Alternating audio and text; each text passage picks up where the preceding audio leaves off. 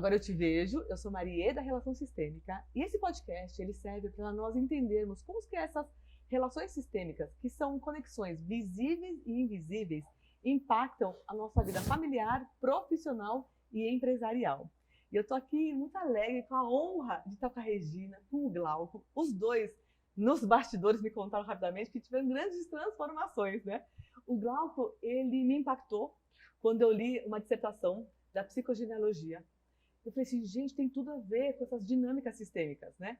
E a Rê, na pandemia, entrou em contato, depois ela vai contar um pouco da história, mas ela falou assim, Maria, eu quero emagrecer. O tema dela era o emagrecimento. Em 3 anos foram 25 quilos, que vocês vão ver aqui, os nossos produtores vão colocar a foto dela maravilhosa, né? Então, Rê e Glauco, sejam bem-vindos. Obrigada. Me fala como foi esse processo todo.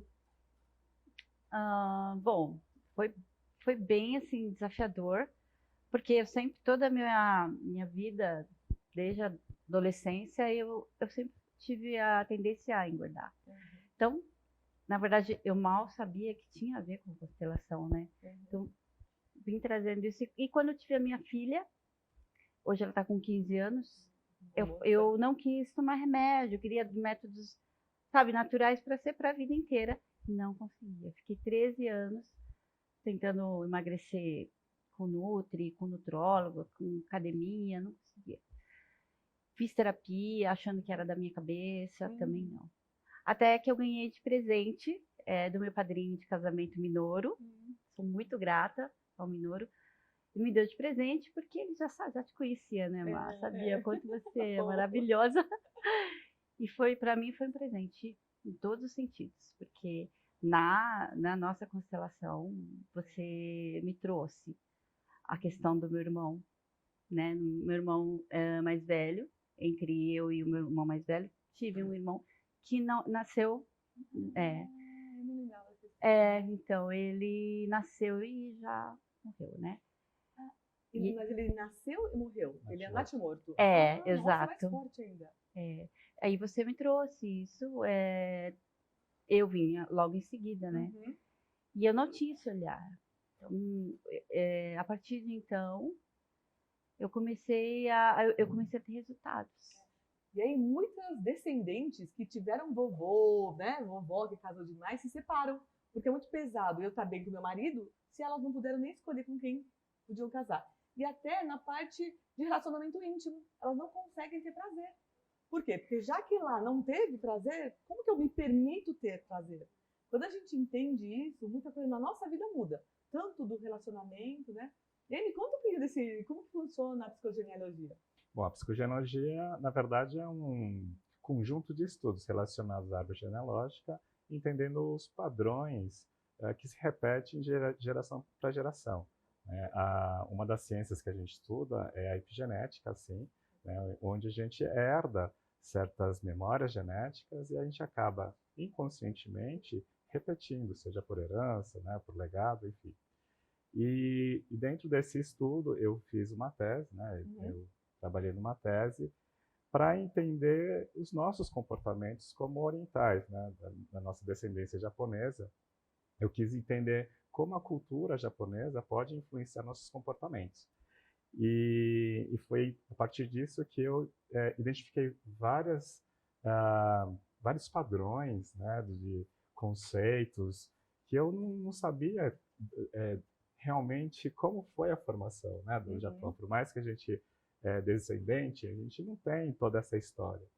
E o Japão, ele nasceu segregado já, né? Já desde a sua formação segregado. Então, as classes sociais eram muito bem divididas, né? E você não tinha a permissão de subir ou de interagir com qualquer outro tipo de classe. Então, por isso que hoje o japonês, né, e eu tenho muito disso, de um comportamento muito submisso, né?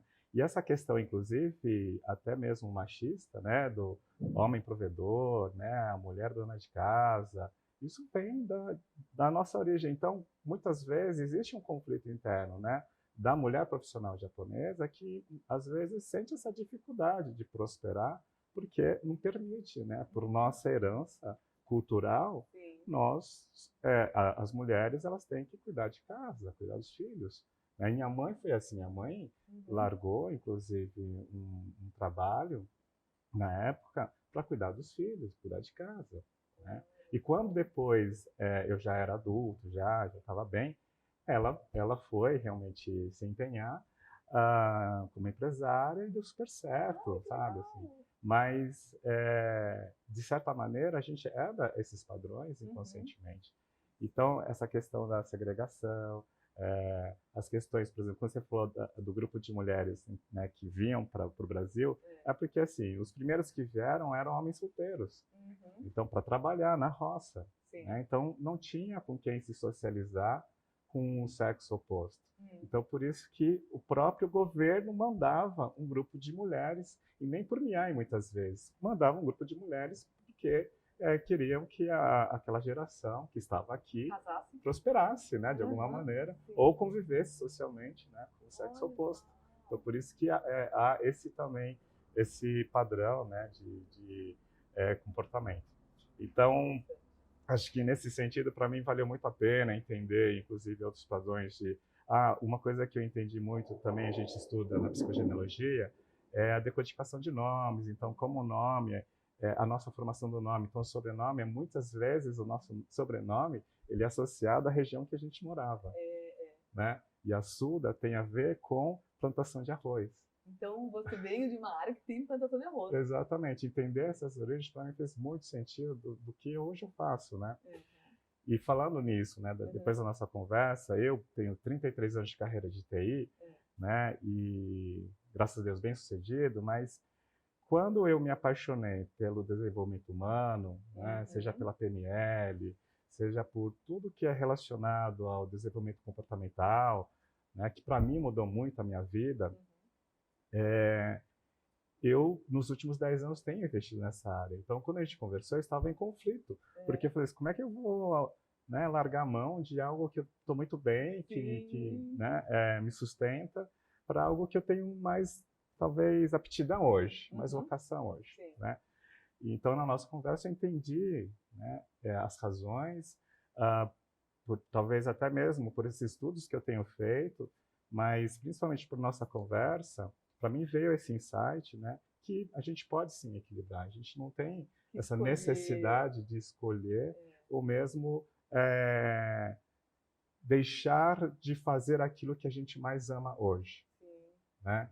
Então, eu acho que isso para mim... E eu consegui encontrar um equilíbrio de manter não só a motivação, mas a mesma intenção para as áreas. Né? Porque ambas, né, têm sua intenção, né? E isso me ajuda bastante a encontrar leveza, né, para fazer jornada dupla, enfim, né, continuar estudando. Então, até que hoje, eu sempre brinco nas minhas palestras, um cara que só gostava de 0 e 1, né, um cara de exatas, hoje estuda Freud, né, hoje estuda, né, tanto é que eu estou na minha segunda graduação fazendo psicologia. Né? Então, isso me ajudou muito, mudou muito a minha forma de lidar com essa dualidade, obviamente. Nossa, né? Eu sou de agora, porque a gente perde, não, porque o contato aí vem de vez em quando, eu não lembrava dessa história.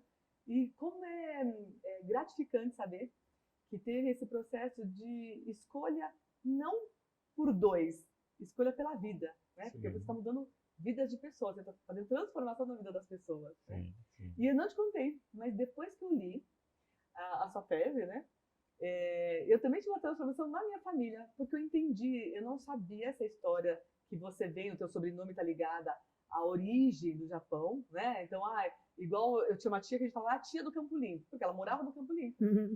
Então, o Fujisawa, que é do meu marido, é da cidade de Fujisawa. Eu contei isso pro meu marido, eu falei, Marcelo... Que tem a ver com montanha. Tem a ver com montanhas, exatamente. Né? Tem a ver com montanhas de uma região que tem realmente, agora você está falando, tem um templo lá no alto, que as crianças foram. E eu falei, Marcelo, eu tenho certeza que você é dessa região.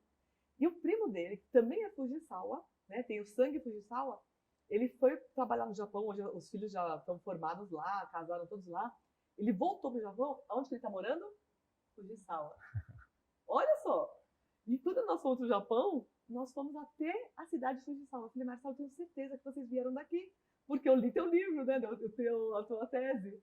Sim. Então teve um impacto muito lindo. E agora você falou das montanhas, agora que eu associei por que o templo de lá, ele é bem no alto de uma montanha, e eles descem, né, até chegar numa parte que é um túnel, sabe? E é em Fujisawa. Então, nossa, agora eu até fiquei arrepiada, porque nada por acaso, né? Nada. Você sabe que o Monte Fuji, em japonês, você chama de Fuji-san, Senhor Fuji. Senhor Fuji, é verdade. E Fujisawa, né? Então, e é perto mesmo lá Então, Monte Fuji. Que legal. tem tudo a ver. Tem muito a ver. E eu vou falar uma outra coisa que, recentemente, tá vindo demais. Eu falei que ia gravar um vídeo, então já vou gravar aqui, porque já foi providencial, né? Pessoas que colocam um nome de pai, avô, bisavô no filho, né? Então, a gente foi ver um caso de doença, né? Assim, de uma diabetes muito grande. Eu falei, se me permite olhar, vamos ver. A gente foi ver a doença. E até um vovô. Eu falei assim, o que aconteceu com esse vovô? Ele morreu super jovem.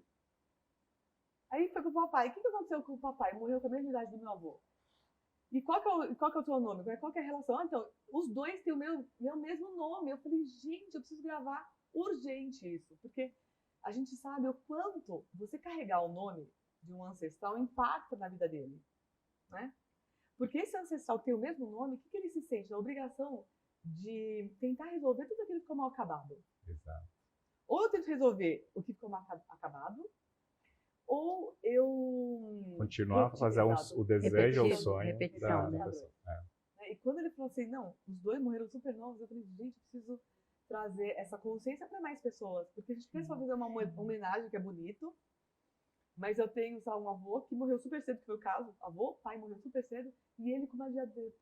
Eu falei, diabetes, do nível que você tem, é um movimento de morte, né? Então, por que você está nesse movimento de morte? E aí a gente vai ver, porque todo mundo lá, que tem o mesmo meu nome, também morreu cedo. Na psicologia e genealogia, a gente chama isso de Gizan, e que são as conexões que a gente tem com as gerações passadas. E uma das coisas que me ajudou muito também a me resolver desse conflito foi que o nome em japonês, né, meu nome em japonês, é similar ao nome do meu avô paterno. E aí, quando minha mãe estava contando o que meu avô paterno fazia, e aí eu fui descobrir um pouquinho mais da história de como que ele veio, por que que ele veio. Ele veio para o Brasil uma vez, depois voltou para o Japão, depois veio e ficou. E aquilo que ele mais fazia, né, ele pregava algumas missas, né, e para ajudar as pessoas. Aí, para mim, assim, falei assim, por que para mim é tão importante Projeto Abraço? Por que é tão importante, sabe, entrar nessa área, né, de ajudar as pessoas através da assistência no desenvolvimento humano, etc. Eu falei assim, nossa, aí que para mim foi mais forte, né, essa relação de entender, e entendi que a TI me proporcionou chegar talvez nessa função, né, desse legado. E por isso que hoje, para mim, é algo que é inevitável continuar isso, né? Porque eu ficava naquele conflito, será que eu continuo com tudo isso? Será que vai dar certo? Né? Será que é isso que eu preciso?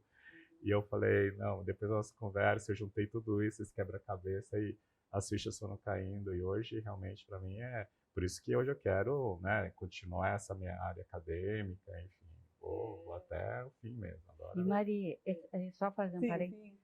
Em relação ao Gizan, né, que eu também aprendi, lá você investiga pelas datas de nascimento, morte, para você encontrar se você é Gizan de alguém da geração antepassada. dos antepassados, anteriores à minha. E eu sou o Gizan desse meu irmão. Quando é Gizan, você é uma ligação muito forte. Nossa, eu quero fazer esse trabalho. Ó, depois eu deixo até os dados aqui para vocês quererem levantar isso com os dois, né? Porque os dois podem fazer isso. Eu quero fazer. Faz um estudo completo, né, dessas relações. E pelas datas, coincidências. A gente vai analisar a árvore genealógica, a gente vai analisar data de nascimento, data de morte, nomes, a gente vai analisar, inclusive, histórias que estão relacionadas. E aí, sim, cruzando as informações, a gente consegue trazer alguns insights sobre os padrões que se repetem. Você fala isso, e num dos livros de Bert eu li, que é sensacional. Toda vez que era final de ano, a família tinha muita morte, suicídio, né? E a pessoa foi para a Bert Hellinger, que criou essa metodologia, e falou, eu tô com muito medo de morrer. Aí por quê? Resumo, acho que 3 a 4 gerações atrás, uma bisavó, tataravó, ela acabou envenenando o marido, e aquelas histórias que não são ditas, né, para ficar com uma outra pessoa. E foi bem Natal e Ano Novo. Então, todo esse período, Natal, Ano Novo, sempre tinham gerações de mortes. Ou acidente, ou suicídio, né? Quando eles perceberam e olharam para essa situação, para entender, porque aquele que foi morto queria ser visto. E queria que essa história viesse à tona. Aí, aquele tataraneto, ele não teve mais medo de morrer. Né? Então, quando você traz para a consciência, porque rompeu, quando você traz para a consciência, né, você evita passar para as outras gerações. Exato. A gente fala que a mudança, né, o aprendizado sobre essa história, a ressignificação dessa história, você consegue curar a sua geração, 3 gerações para frente, 3 gerações para trás. Olha que interessante. Porque eu já falei várias vezes dessa marca, se chama Sevens, que é sétima. Né? É uma marca sustentável, ele só tem sabão em pó, tudo produto de limpeza, sem parabenos, um monte de coisa, né? Tem fosfato. E ele tem essa filosofia porque ele fala que tudo que ele faz hoje reverbera 7 gerações. E tudo que nós somos hoje somos resultados de 7 gerações de ancestrais. Então, olha quando você tem essa consciência, desde coisa pequena, de pôr nome num filho, não é? Pôr nome num filho. E as situações na nossa família tem muito 3. E eu estava conversando com meu marido, por quê? Eles são 3 filhos, né? 3 homens. Eu tenho 3 filhos. Tenho 3 filhos que não nasceram e 3 filhos vivos. Meus filhos nasceram de 3 em 3 anos. A diferença entre eu e meu marido, 3 anos. A diferença entre a mãe dele e o pai eram 3 anos. E aí a gente estava conversando, eu falei assim, não, esse é o meu número, porque eu tô... Ele falou assim, não, eu acho que você que se conectou à minha família, porque o 3 é da minha. Eu falei, nossa, é verdade, porque aí eu fui ver, é tudo 3 dele que veio para nossa. Veio para nossa. Você vê que nessa tese, né, a gente descobre também outras coisas, que são as nossas crenças, né? Por exemplo, quando você fala do 3, né, por que que não teve o 4? Será que não teve aborto? Não, eu tenho 3 que não nasceram e 3 vivos. Então, só que lembre-se, o 4, para o japonês, ele não é permitido, porque significa morte. Ou você, por isso que nós japoneses, presente de casamento, ou você dá 3 unidades ou você dá 5. Lembra? Verdade. Por Xícara quê? são 5. 5, exatamente, né? Pratos, 5. É verdade. Copos, 5. Por quê? Porque 4 significa azar, morte, né? Então, nessa questão que você trouxe, pode ter também alguma relação nisso. Não pode 4. É verdade. Mas, enfim, para quem teve isso lá atrás, né? Para quem, sei lá, a avó falou assim, olha, é importante levar em consideração que isso não pode, né? 4 não pode, 4 não pode. E aí tudo fica relacionado ao 3. Pode ser. Que é próspero, né? Que o japonês, ele entrega. Essas crenças, então, a gente às vezes não sabe de onde vem. Aí quando eu fui estudar, eu falei assim, nossa, faz todo sentido, tem isso. Então a gente traz isso inconscientemente. E tem muita sinergia nisso, né? Psicogenealogia com a constelação. Tem, porque na psicogenealogia, inclusive, a gente estuda Bert. Ah, que legal. Entendi. Porque eram todos da mesma geração. Entendi. A Nancy Lang, todos eles, né, que formaram os inícios. Então, por isso tem muita similaridade, sim. E, assim, 2 coisas para mostrar na minha vida como que isso é fato, né? Toda vez que eu viajava, eu voltava e ficava com enxaqueca. Todas as crianças falavam assim, mãe, você vai voltar sábado? Então, até a Sofia que está aqui, né, me ajudando, tinha um filho ajudando a gente nos bastidores, ela falou assim, mãe, então eu queria ir no shopping, mas eu vou deixar só para outro dia, porque é capaz de você estar com enxaqueca. Porque era... E quando meu marido falou isso, ele disse, Maria, para pensar, será que não aconteceu alguma coisa nessa viagem que toda vez que você viaja para fora, você volta e fica com enxaqueca? Quando caiu essa ficha, na última vez que eu voltei, eu já não tive enxaqueca. Eu falei assim, nossa, realmente foi algo do meu avô, né? Nessa viagem, mais de 30 dias, né, num navio, o que era ficar 30 dias dentro do navio? E aí, quando eu tenho essa consciência, parou. E a outra coisa que a gente parou também é o seguinte, era batata. Eu viajava para o exterior, alguém falecia. Então, eu eu trabalhava na Unilever, a gente viajava, né, pelo menos uma vez por ano. Teve um ano que eu fui, a avó dele faleceu. O outro ano, a minha avó. Depois, era sempre. Aí eles até brincavam, Maria, é melhor parar de viajar, né? E aí eu comecei a viajar muito e continuou. Aí eu falei, putz, Maria vai viajar de novo. Só que, quando que parou? Quando eu falei assim, provavelmente, e aí foi um sentimento meu, alguém deve ter falecido nesse período de viagem no Brasil, que é, imagina, mais de 30 dias, é natural, né? E aí eu descobri pela minha tia que eles só vieram para o Japão, né? A família do meu pai só vieram para o Japão porque acho que foi bisavô, ele morreu e ela viúva veio com 5 crianças. Olha a força dessa avó. Sim. Então ela só veio para o Brasil porque ela foi obrigada, né? Viúva, sozinha com 5 filhos. Né? E aí quando aquilo, nossa, caiu a ficha, aí eu falei, ninguém mais precisa morrer pra eu ver esse meu bisavô, né? Eu vou chorar. Ninguém mais vai morrer pra eu ver meu bisavô. É muito forte, né? Lindo, né? Que É muito acho que tem muito a forte. ver com esse trabalho, né? Não, tem, acho que, por exemplo, uma das coisas que acontece, vamos falar de lado financeiro, né? Muitos dos nossos avós ou bisavós, para vir para o Brasil, tiveram que endividar lá para pagar a viagem. Sim. Só que, quando chegou aqui no Brasil, era outras circunstâncias e tiveram que também, né, ir para a roça e não necessariamente conseguiram formar a reserva suficiente para voltar e pagar aquela dívida. E ninguém voltou. Poucos voltaram para o Japão. Né? Então, aquela dívida ficou lá. Então, o que hoje, muitas vezes, eu ainda não consigo prosperar porque eu ainda estou lá ligado com aquela dívida.